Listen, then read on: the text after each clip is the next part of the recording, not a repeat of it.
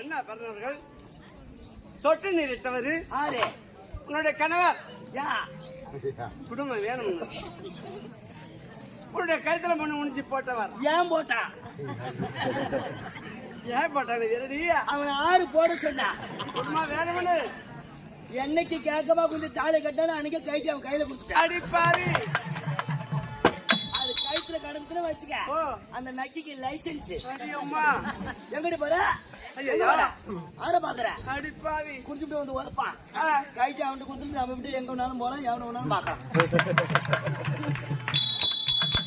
அது ரொம்ப சௌரியம்.